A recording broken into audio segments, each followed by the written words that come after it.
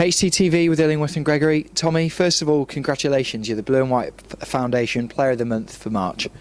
Yeah, great. It's really nice to be recognised for the performances that I've put in this month, and I look to continue to do that now to the rest of the season. It's the second time this season you've been named as the Player of the Month by the fans. Does that give you some kind of credit yourself and a bit of a morale boost because it shows you've been playing so well this season? Yeah, of course. As I say, it's always nice to be noticed for putting in good performances, especially by the fans. And I think on a whole we've done relatively well this month. Besides the Bristol game on Friday, we've put in good performances and got good results.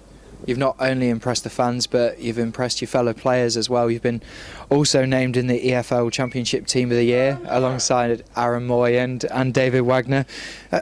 How does that feel from a personal perspective?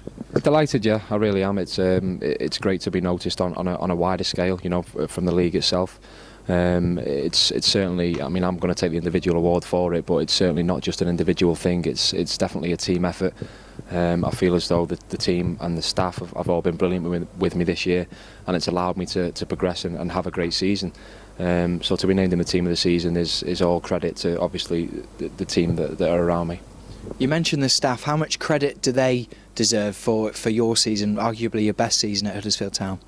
I think everyone does. As I say, I think the players deserve a massive, amount of credit for that as well, because ultimately it's not a one man thing. They've allowed me to progress, and I've obviously progressed in myself, and I feel as though I've been playing well. But the staff and the players have played a massive role in my progression this season. Is there a particular highlight you've got from March? Just in general, I think the way we've been playing and the performances we've done, as I say, barring the game on Friday, which was a one-off. I think March in general has been a good month for us. We have to mention the Bristol City match, but the team can't get too disheartened from it, can they? It's only the third defeat since the 1st of December. No, these things happen.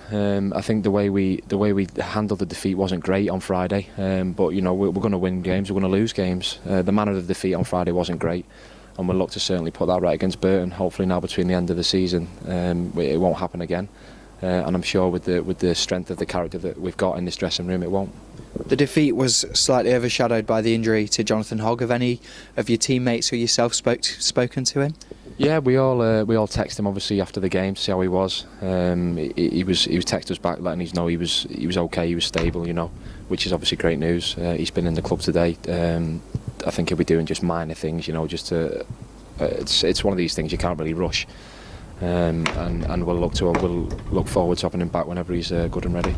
I suppose it's great to have him back amongst the team, despite only doing minor things. Just to have him back in the dressing room after you've seen him and seen the seriousness of his injury. Absolutely, yeah. It's safety first, and the most important thing is that we get him back to full fitness as and when he's ready. You can't rush these things. It's like I say, it's health and safety first, and we'll look forward to having him back whenever he's good and ready.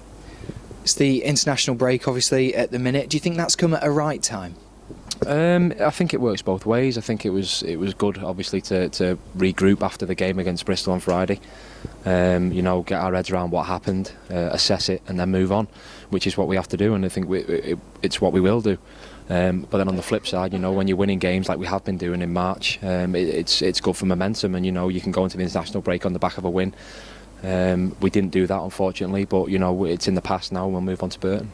Is there anything in particular during the break that the staff have said that you're going to be working on, or is it just a case of recuperating and getting the right rest in to ahead of the Burton game? Yeah, absolutely. I think rest is vital. It's a long season. We've played a lot of midweekers.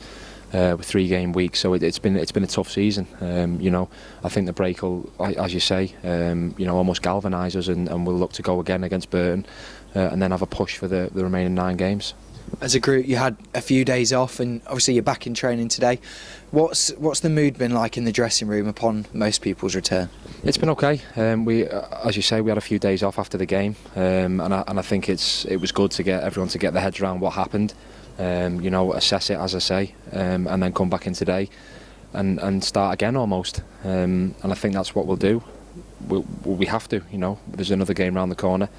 We're all looking forward to it, and we'll be looking forward to getting more points on the board. Just a word on Ilias Kashunga, who obviously signed permanently yesterday. How impressed have you been with this season, his first season in English football? He's been brilliant. He really has. He's come in and done himself proud. You know, he's fitted into the team really well. He's a likeable character. Gets on with all the players, and he's full of energy and hard work, which is, you know, all you can ask really. He's obviously got undoubted quality. We've seen that in the goals he scored and the way he plays. So all round good news for the club.